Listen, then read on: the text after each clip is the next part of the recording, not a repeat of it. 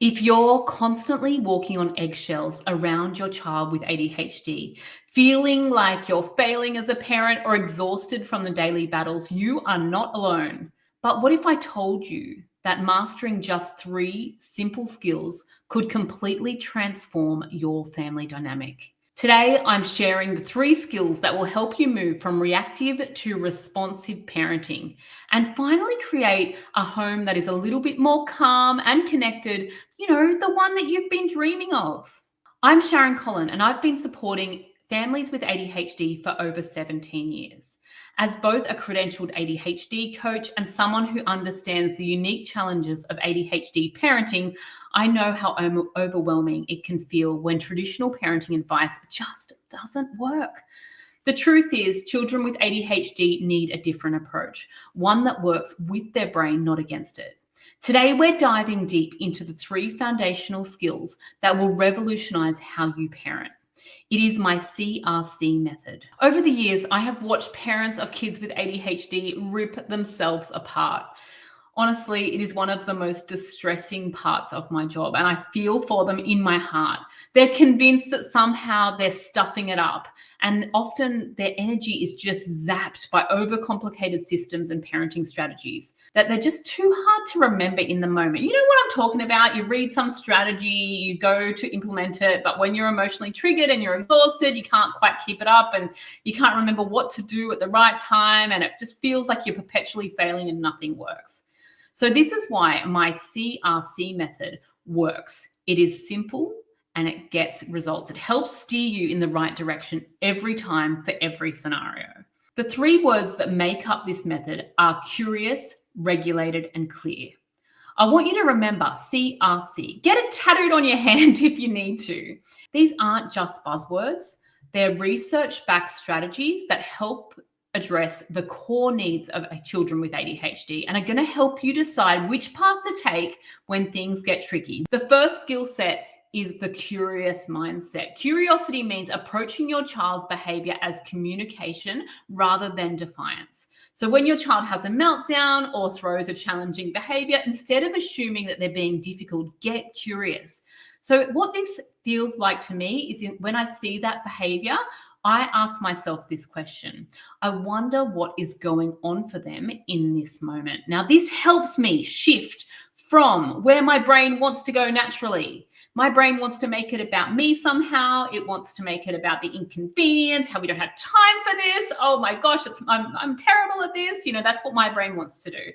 And so it takes me away from the shoulds. We know that a lot of parenting is about shoulds. They should be able to. Why can't they get out the door? What is going on? This is really inconvenient. We don't have time. Why are they doing this again? All of these thoughts race through our heads. But you see how when we ask ourselves, I wonder what is going on for them in this moment, the approach helps you look underneath the behavior and shift out that frustration to find the real reasons why the behavior is showing up. So when we approach our child with curiosity, we model this to them so they can do the same when a challenging behavior comes up for them or for other people. When we don't, it is often perceived as judgment. So when we go in with why they should be able to, why can't they, all the things that our brains naturally want to do, it's often perceived as judgment, which we know is a big breeding ground for rejection sensitivity dysphoria. But when it's perceived as judgment, it just doesn't get us anywhere. It puts us in this loop of inaction or in frustration and escalates the situation. But when we stop and approach things with a curious mindset, I wonder what's going on for them in this moment. Often that is the perfect cue that they need and we need to be able to help them navigate through that challenging situation. Skill set 2. The regulated response. So being regulated means managing your own emotional state. Oh my gosh, this is just so hard because you can assist your child, like when you need to be regulated to be able to assist your child to regulate. Dysregulation is contagious. If my child's dysregulated in front of me, I'm dysregulated. We're all like spiraling into this big dysregulation whirlwind. So we spend so much time talking to our child and assisting them with strategies to regulate. But here's the thing. we actually need to focus more on our regulation game because our children model off us. It is just such an important part of this journey. So if you're looking at regulation, you've got a very dysregulated household like mine, we need to model regulation. We need to give our kids something to model off. And so what that looks like is our game has to improve first. Before we can assist our child to regulate, our game has to be on point first. How do I do that? Not all the time very well. I've got to say, I am not a naturally regulated or patient person, but I have learned over the years that being regulated ultimately assists the boys and it actually helps them be regular. I've caught them catching themselves before things escalate to actually regulate, which is interesting. These aren't taught skills. These are things that they're modeling. So let your first word be your breath. When it's a safety situation and your child has the kitchen knife or is about to jump off the roof or whatever it is that my boys are doing that week, jump in if you need to. But when it's not a safety situation, let your first word be your breath.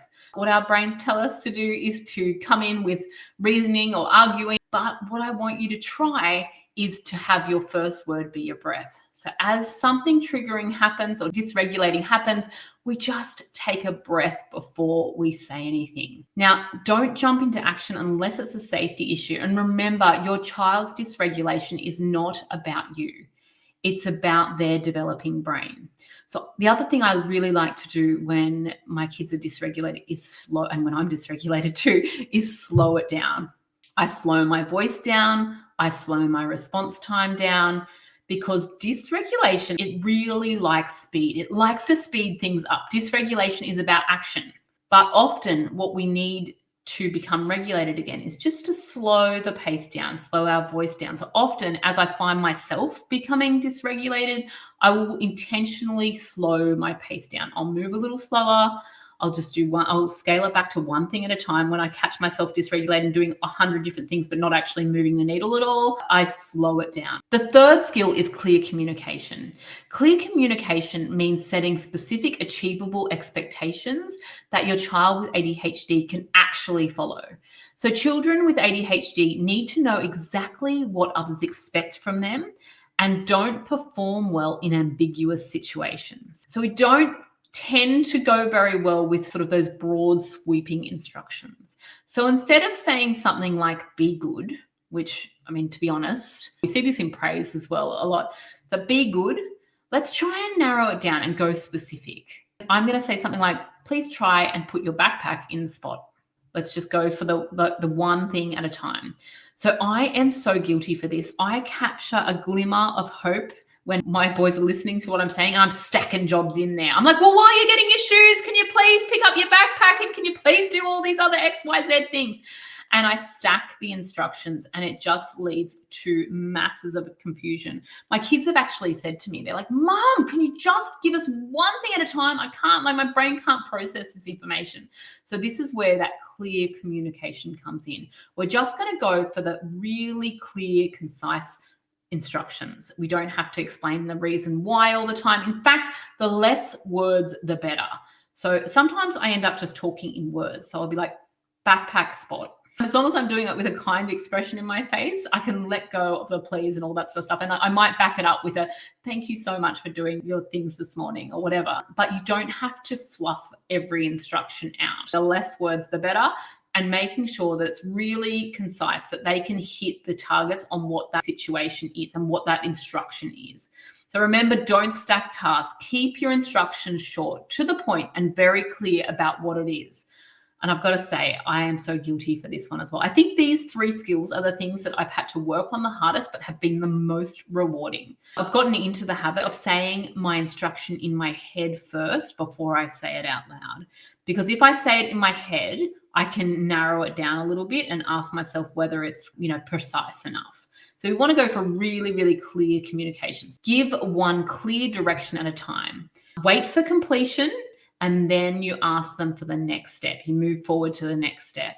So these three skills, CRC, curious, regulated, and clear, are your foundation for ADHD parenting success. Start with just one this week and watch how it transforms your daily interactions. Which skill will you focus on first? I'd love for you to post in our big free support group which skill you're going to focus on first. Thank you for listening to this episode of the ADHD Families Podcast. If you loved it, please share it on your socials. I want this to start a conversation about ADHD. If you want to make this mum do a little happy dance, please leave a review on iTunes. If you would like to know more about what we do, check out thefunctionalfamily.com. I truly hope that you enjoyed this podcast and you use it to create a wonderful, effective, joyful life with your beautiful children.